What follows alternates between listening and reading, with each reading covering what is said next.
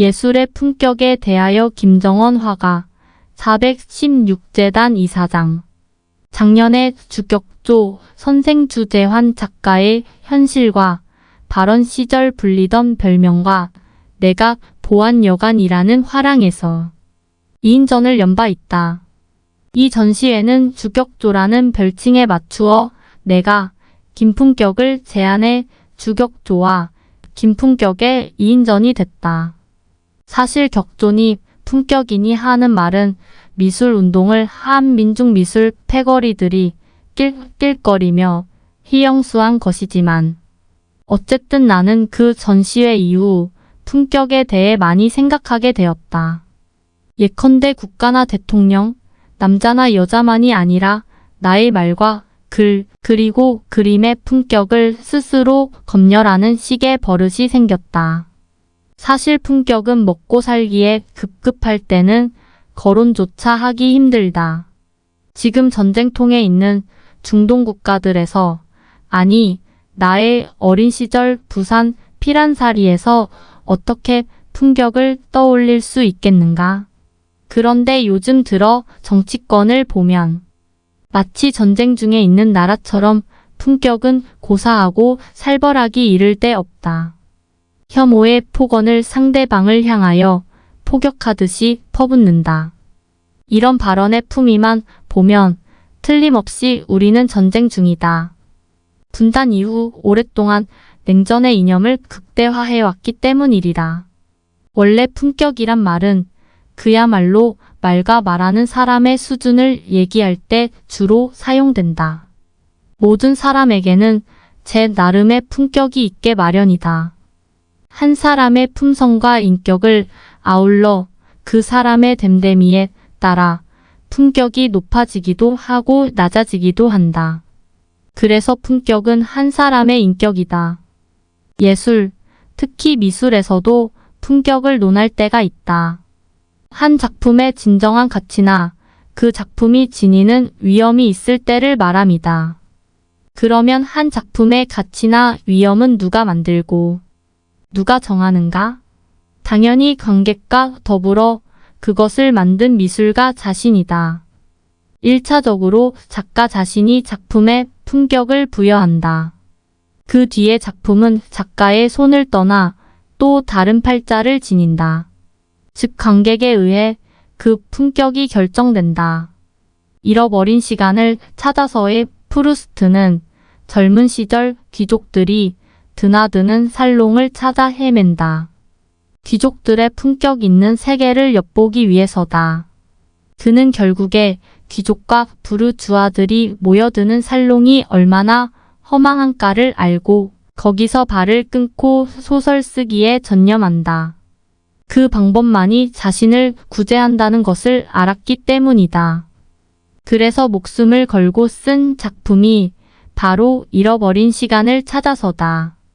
이 작품은 한 세기가 지난 오늘날에도 그 품격을 잃지 않고 있다. 나는 오랫동안 민중미술가로 불리었다. 지금은 익숙해졌지만 80년대 초반 현실과 발언을 시작할 때 나는 민중이라는 낱말에 당황스러움을 금치 못했다. 그만큼 낯선 용어였다. 당시 현발을 비롯한 여러 소집단의 미술은 그야말로 불온하고 불량한 미술이었다. 그러니 격조니 품격이라는 말은 우리의 불량과 불온을 숨기기 위한 위장 전술이나 일종의 알레고리였을 것이다. 민중미술은 품격과 거리가 멀다. 저항미술이랄 수 있는 민중미술이 어떻게 품격을 이야기할 수 있겠는가? 그러나 지금 와 생각해보니 권력과 권위에 도전하고 저항하는 것이 진정한 시대적 품격임을 알게 되었다. 품격이 저절로 생기지는 않는다.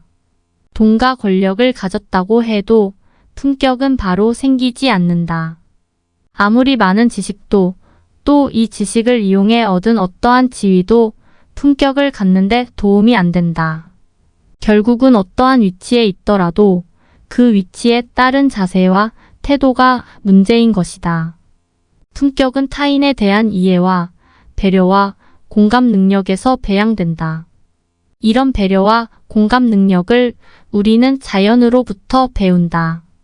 자연에서 생명이 태어나고 죽음에 이르는 과정은 인간 세계에 대한 품격의 절대적 교훈이다. 요 근래에 시집을 낸 정희성 시인은 자연을 표절했다고 하지 않는가. 자연에 대한 미메시스 모방 본능적 공감 능력은 예술의 본능적 태도다. 다들 아는 겸재 정선의 인왕제색도는 비온 뒤 막갤 때 인왕산의 풍경을 그린 그림이다. 가상의 세계를 표현하는 미술에서 겸재는 자연과의 실제적인 교감으로 제대로 실경산수의 품격을 갖출 수가 있었다. 그의 진경산수는 외형만을 담아내는 형사가 아니라 정신을 담아내는 전신이었음을 후대 비평가들은 입을 모아 얘기한다. 또한 그는 평생을 같이 한 친구인 시인 이병연의 병이 깊어지자 이 그림을 그렸다고 한다. 아마 이런 절실함이 이 그림의 품격을 만들었는지도 모른다. 인간이나 예술에서 우리 시대의 품격은 세상을 대하는 자세와 태도에서 나온다. 정신없이 돌아가는 세상에서 그 속도만을 쫓아가거나 낮음을 추구하는 수평의 삶을 버리면 모든 것을 다 소유하려는 집착으로 귀결되고 모든 것을 디지털과 알고리즘으로 해결하려는 편리함은 우리를 편협하고 왜소하게 만든다. 어린 왕자는 네 번째 별에서 끝없이 별을 세고 있는 한 상인을 만난다. 그는 센 만큼 그 별을 다 자기 소유라고 믿고 있다. 욕망 소유욕은 인간을 품격 없는 이상한 사람들, 즉 바보로 만든다. 이런 세상을 대하는 태도나 자세에서 성공했으나 실패한 대표적인 화가가 피카소다. 그의 천재성은 그가 그린 모든 것을 황금으로 만드는데 그것은 오히려 그가 세상을 대하는 자세를 고립의 상태로 만든다. 피카소의 성공과 실패의 저자인 평론가 존 버전은 말년의 피카소는 매너리즘의 극단에 매달려 자기의 천재성과 부에 속박되어 결국은 실패를 맛볼 수밖에 없었다고 지적한다. 미술에서는 내용에 관계없이 형식과 재료에 과도하게 집착하면 품격을 훼손시킨다. 형태나 색채, 때로는 재료를 과도하게 사용하여 스펙터클을 만들 수는 있으나 이런 작품은 대개 관객으로 하여금 의미 없는 감탄사만 연발시킬 뿐이다. 이런 미술의 대표 사례가 키치 발소 그림다. 말이나 그림에서 과유불급이 품격을 지키는 일이다. 그리고 품격은 빠름이 아니라 느림이다.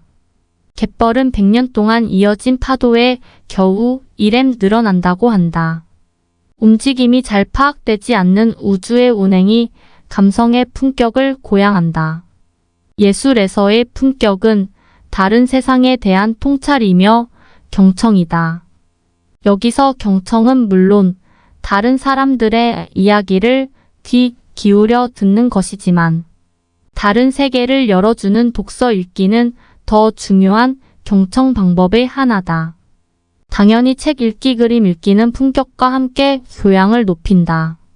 독서로 세상을 넓히고 교양을 넓혀 품격을 스스로 쌓아갈 수도 있지만 예술가는 한편으로 예술가의 자유를 침해하는 권력과 작품을 상품으로 전락시키는 시장자본으로부터 자신을 지키기 위해 저항하고 투쟁해야 한다. 그 길만이 예술의 품격을 지키는 일이다. 예술에서의 정의로움은 그 자체로 품격이다. 예술의 잡에 대하여 나는 잡을 좋아한다. 글을 읽을 때도 잡독이고 내 글도 잡문에 속하고 내 그림은 잡다하다. 또한 실례의 말이지만 우리들 대부분 잡종이다. 심지어 유신 암울한 시절엔 가까운 친구들과 잡초전을 꾸미기도 했다. 여기 지금 쓰고 있는 칼럼도 일종의 잡기에 속한다. 한자어 잡의 뜻은 섞이다, 섞다, 모으다, 만나다 등이다. 한마디로 여러 가지가 섞인 것을 의미한다. 잡은 불특정 다수를 의미한다. 군중일 수도 있고 대중일 수도 있다. 대체로 잡은 김수영이 거대한 뿌리에서 호명한 온갖 잡스러운 군상들이다. 바람보다 늦게 누워도 바람보다 먼저 일어나는 거대한 뿌리를 이루는 민초들이다. 그래서 우리가 그 속에서 같이 살아야 할 공동체를 이루는 시민들이다. 우리는 대부분 여러 가지가 섞인 세상, 즉 잡스러운 세상에서 살면서 항시 잡스러움을 천한 것으로 멸시해 왔다. 예술에도 이런 경우가 비일비재하다. 특히 미술에는 순수의 외피를 입은 주류에 속하지 못한 주변부의 미술은 가차없이 천한 것으로 취급하거나 하대해 왔다. 사회가 그러니 자연히 미술계나 그 밖의 예술계도 대부분 주변부와 잡스러움을 천시한다. 해방 후 한동안 국전파들이 중심이 돼 그 위세를 떨친 것은 우리 미술계의 뼈아픈 기억이다. 어디 그뿐이라. 예술계의 중심 세력은 흔히 지배 권력이 되어 주변부 예술계의 약자들을 함부로 가지고 놀아왔다. 한동안 예술계의 갑질과 성폭력, 성추행들은 이들 문화 권력에 의해 다반사가 되다시피 했다. 나는 나의 그림을 자주 형식에 의해서나 내용에 있어서 잡다하다고 자칭해왔다. 무엇을 일관되게 지속하지 못하는 나의 성격 탓이기도 하지만 1980년에 창립된 현실과 발언 이하 현발이라는 동인전을 비롯하여 민중미술이라는 미술운동에 몸담으면서 그 잡다함이 더 늘어났다. 거기에는 어쩔 수 없는 이유와 곡절이 있다. 운동적 성격을 띠면 소위 운동의 과제에 대해서 즉각적으로 대응해야 하는 일이 자주 발생한다. 고고한 표현 형식이나 내용에 대해 깊은 사유를 할 여유나 필요가 없다. 생각해보라. 현실과 표현이 아니라 현실과 발언인데 발언에 무슨 여유가 넘쳐나겠는가?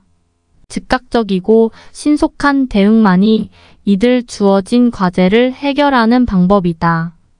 그 당시 대다수의 현발 회원들은 그림을 두루마리 캔버스 천에 그려 다들 어깨에 짊어지고 전시장에 나타나곤 했다.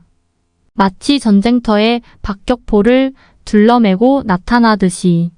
이는 도시와 시각, 행복의 모습 625 같은 주어진 주제를 급하게 캔버스 천에 그리고 기동력을 발휘해야 했기 때문이다. 지금 생각해보면 그 당시 현발 회원들의 작품들은 표현 형식이나 내용에 있어 그야말로 잡다함의 잔치판이었다. 좋게 얘기하자면 실험 정신의 발로였다고도 할 수 있지만 스스로 미술계에서 순수와 예술 지상주의의 껍데기를 갖다 버린 결과였다. 현발이 창립 취지문을 발표하고 창립한 지 올해로 40주년이 되는 해다. 그 당시 미술 활동의 좌표를 찾지 못해 헤매던 나에게는 이 현발의 창립이 뭔가 전환을 이룰 수 있다는 희망찬 신호였다. 다른 동인들은 모르겠으나 나에게는 하나의 코페르니쿠스적 전환이었다. 현실과 표현을 넘어 현실과 발언이라니. 그 당시 그 발언이라는 용어에 가슴 떨려 했던 게 아직도 기억에 남는다. 그것은 바로 내가 또는 우리가 시작한 미술 운동이 한낱 주변부가 아니라 당당히 우리의 발언을 통해 미술도 현실을 바꿀 수 있다는 자신감의 발로였기 때문이다.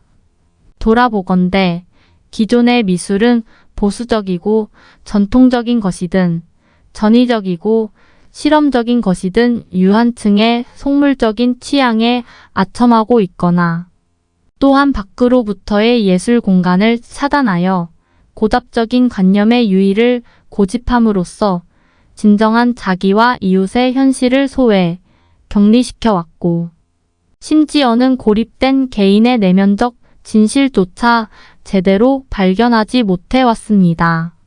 이상이 현발동인들 가운데 평론가였던 최민, 성환경 등이 작성했던 창립 취지문 중의 일부다. 이는 우리의 이웃과 격리 소외, 고립되어 있던 미술을 다시 우리 삶의 중심부로 가져오겠다는 선언이다. 이게 코페르니쿠스적 전환이 아니고 무엇인가? 스스로 자신의 철학을 코페르니쿠스적 혁명이라고 부른 칸트는 이렇게 말했다.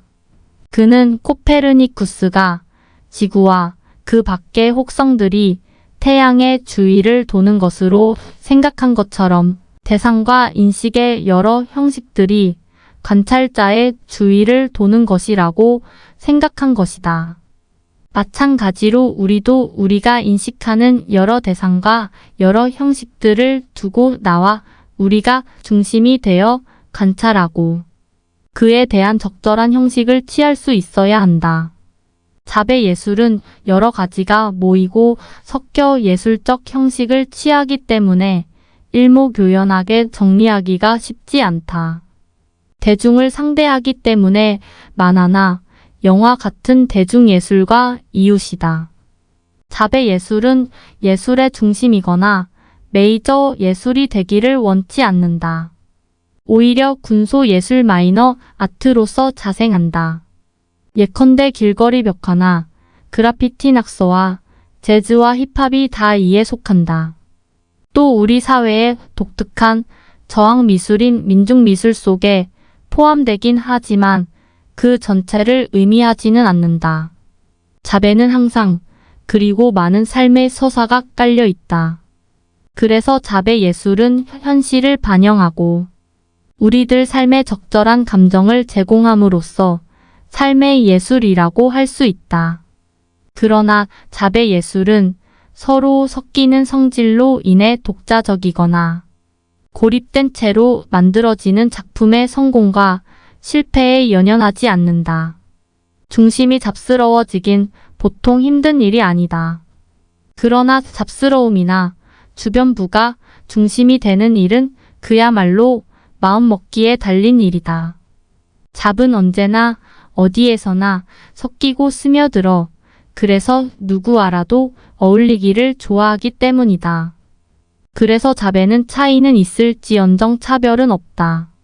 섞여 있는데 누가 누구를 차별한단 말인가? 차이를 잘 비비면 먹을 만한 명품 전주 비빔밥도 나오는 법이다. 또한 사회가 다양해질수록 잡섞임은 더 중요해진다. 때에 따라서는 그들은 지배 권력에 대항해 우리가 겪었던 광화문 광장의 촛불 시민 혁명처럼 세상을 바꾸기도 한다. 자배 예술은 성공은 못하더라도 결코 실패를 두려워하지 않는다. 그들은 카잔차키스가 일러준 대로 이미 그들의 묘비명을 써 두었는지 모른다. 나는 아무것도 바라지 않는다. 나는 아무것도 두려워하지 않는다. 나는 자유다. 그래서 잡은 자유스러운 상상력으로 새로운 것을 만들고 시궁창에서도 꽃을 피워야 하는 것이다. 밟힐수록 일어나 꽃을 피우는 질경이처럼 코로나 이후 감성 회복이 우선이다. 진정 더 두려운 것은 재난 뒤에 찾아오는 우리의 삶 자체를 저질로 만들고 파괴할 문화적 진공 상태일 것이다.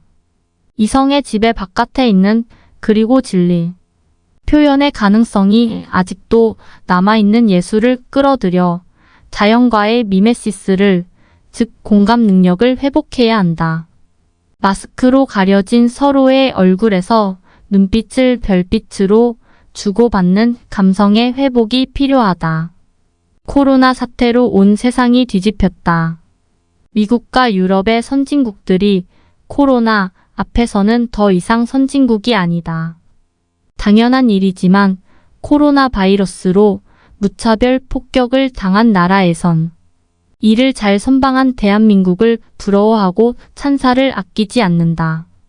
오로지 옆 나라 군국주의 잔재가 남아있는 일본만 한국을 인정하지 않고 있다. 다 그 지도자인 아베 탓이다. 그러나 코로나 사태가 장기화되면서 어쩔 수 없이 사람들은 반감금 상태에 놓여 있다. 코로나 바이러스를 피하기 위해 어쩔 수 없이 인간들이 취한 자해 반타의 반행동이다. 거리의 풍경도 삭막해졌다. 다들 마스크를 쓰고 있어 서로가 서로를 타자화한 결과 인간들끼리의 관계는 더욱 살벌해진 느낌이다. 언론에서는 매일 반복해서 코로나에 감염된 확진자와 이로 인해 죽은 사망자의 숫자만 나열한다. 그동안 우리가 유지했던 일상의 삶은 날아가고 공포의 숫자만 나열될 뿐이다. 삶의 표정과 서사가 실종된 것이다. 이성적으로는 코로나의 공포를 떨쳐내기 위해 마스크를 쓰고 사회적 거리 두기를 하지만 감성은 그야말로 답답해 숨이 막힐 지경이다. 감성은 부자유 속에서는 상상력을 발휘하지 못한다. 즉 창조력을 갖지 못하게 된다. 말할 필요도 없이 예술이 꽃피는 이유는 바로 이 감성이 자유스러울 대로 기인한다. 이번에 집콕하며 읽은 책 중에 오웰의 코라는 책이 있다. 1984를 쓴 조지 오웰의 전기다. 그가 그의 코 냄새로 어떻게 세상을 살아가며 글을 썼는지를 그가 맡은 냄새의 지도로 그려낸 책이다. 그는 세상을 코로 경험하기 위해 런던과 파리의 밑바닥 생활과 스페인 내전의 전쟁터를 마다하지 않았다. 그는 특히 제국주의와 파시즘의 역겨운 냄새를 금방 알아차렸다. 총알이 날아오는 스페인 내전의 참호 속에서도, 그리고 폐결핵으로 병원에서 죽어가면서도 그 스스로 역겨운 담배 냄새를 맡으면서 죽었다. 그는 인류 최초의 냄새에 살고 냄새로 죽은 최초의 작가가 아닌가 싶다. 그러나 역설적이게도 코로나 바이러스에 감염된 환자는 냄새를 못 맡는다고 한다. 아마 오웰이 이 코로나에 감염됐으면 그 유명한 동물농장이나 1984를 쓰지 못했을지도 모른다. 영화 기생충에서도 하층 계급의 냄새를 부잣집 박 사장의 아들은 역겨워하지 않는가. 그래서 코의 감각은 세상을 판별하는 데 매우 중요하다. 어쨌든 인간은 이성에 의지해서 대부분 사회생활을 하지만 그렇지 않은 일상은 감성의 지배를 받으며 살아간다. 특히 예술가들은 이 감성의 지배를 받으며 창작하게 된다. 감성 중에서도 맛과 향기의 감각은 우리 뇌에 오랫동안 기억된다고 한다. 마르셀 프루스트의 잃어버린 시간을 찾아서는 그가 어렸을 때 맛본 차와 마들렌 과자의 기억을 소환해 쓴 대표작이다. 그의 이 작품은 사실 잃어버린 감성을 찾아서가 맞을 것이다. 요즘 나도 코로나를 피할 겸 가평에 내 화실에 들어갈 때가 많았는데 봄이 한창이라 그런지 대지의 냄새는 도시에 지친 내 몸을 씻어주었다. 곳곳에 보이는 밭이랑은 저 멀리, 아니 그 너머의 아지랑이가 막 올라오기 시작한 둑 너머로 나의 시선을 데려가고 논물을 뗀 논에서는 벌써 개구리들의 짝짓기 울음소리가 들려온다. 온갖 생명들이 기지개를 켜는 소리도 들려온다. 코로나와 겨울에 움츠러들었던 나의 감성을 자극하는 봄자연의 교양악이다. 나는 시각을 기본으로 하는 그림쟁이지만 시각만으로 훌륭한 그림을 그릴 수 있는 건 아니다. 시각도 사회적 폐쇄성에 갇혀 있으면 아무 쓸모가 없다. 시각이나 다른 모든 감각, 소위 오감은 그가 속해 있는 사회와 그가 살아온 역사와 살아갈 미래에 항상 열려 있어야 한다. 그러기 위해서는 다른 방식으로 보기와 응시로 사유하는 능력이 필요하다. 향기도 볼 수 있다는 응시의 대가 폴 세자는 화면에 새로운 질서를 부여해 입체주의의 길을 열지 않았는가. 이제 코로나 사태 이후 세상이 변할 것은 틀림없어 보인다. 박노자는 한겨레 칼럼에서 코로나 사태 이후 세 가지 신화의 몰락을 단언한다. 첫째 선진국 신화, 둘째가 미국 신화, 셋째가 시장 신화다. 나는 전적으로 박노자 교수의 의견에 동감한다. 나는 여기에 한 가지를 더하고 싶다. 지금껏 근대화 이후 계몽된 이성으로 쌓아 올린 현대 문명의 신화다. 점점 다가오는 기후위기를 생각하면 전망은 더욱 어둡다. 지난 4월에는 총선과 세월호 6주기가 있었다. 세월호 참사는 국가가 저지른 범죄이면서도 아직 진실이 밝혀지지 않고 있다. 여기에 더해 몇몇 정치인들은 막말과 끔찍한 혐오의 발언을 서슴지 않아 왔다. 다행히 국민들은 이번 총선을 통하여 이러한 쓰레기 같은 정치인들을 어느 정도 청소해 주었다. 416재단 이사장인 나로서는 고맙기 그지없는 결과다. 내가 그날 추모사에서 한 말이 있다. 저는 슬픔에도 반감기가 있다고 생각합니다. 세월이 가면 아이들이 불어보낸 바람이 우리들의 슬픔을 조금씩 깎아 반감됩니다. 또 슬픔은 같이 나눌 때 반감됩니다. 더 나아가 영화나 연극, 그림이나 노래 같은 예술을 통해 슬픔을 나누면 또 한 번 반감됩니다. 내가 세월호 참사 이후에 이 비극적인 참사를 여러 점 그렸다. 그중 한 작품의 제목은 희망도 슬프다다. 건푸른 망망대해에 노란 네모난 창문과 흰 구름이 떠 있는 그림이다. 세월호 참사에 눈물을 질근거리며 그린 그림인데 공감하면 이런 멋진 그림도 나오는 법이다. 어쨌든 코로나 사태는 세계적인 재앙이다. 이 계속되는 재앙으로 우리는 얻은 것보다 잃어버린 것이 많을 것이다. 코로나 사태로 우리는 마스크를 쓰고 다른 사람을 보듯 또 사회적 거리 두기가 상징하듯 인간들의 관계가 또 인간들과 세계의 관계가 파편화될지도 모른다. 진정 더 두려운 것은 이러한 재난 뒤에 찾아오는 우리의 삶 자체를 저질로 만들고 파괴할 문화적 진공 상태일 것이다. 이성의 지배 바깥에 있는 그리고 진리, 표현의 가능성이 아직도 남아있는 예술을 끌어들여 자연과의 미메시스를, 즉 공감 능력을 회복해야 한다. 그래서 우리는 마스크로 가려진 서로의 얼굴에서 눈빛을 별빛으로 주고받는 감성의 회복이 필요하다. 우리는 이미 감성혁명이라 일컫는 68학생혁명에서 또 우리의 광화문 촛불혁명에서 감성이 다시 피어나는 걸 보지 않았는가. 우리는 그러기 위해 감성의 언어와 운율로 빚은 시와 노래 또는 감성의 형상과 색채로 빚은 그림이 때에 따라서는 온몸의 감각으로 추는 춤이 필요할 것이다. 자, 이제 두려워 말고 자유스러운 감성으로 새로운 세계를 창조하자. 조르바처럼 춤을 추고 김민기의 상록수 노래를 부르며 말이다.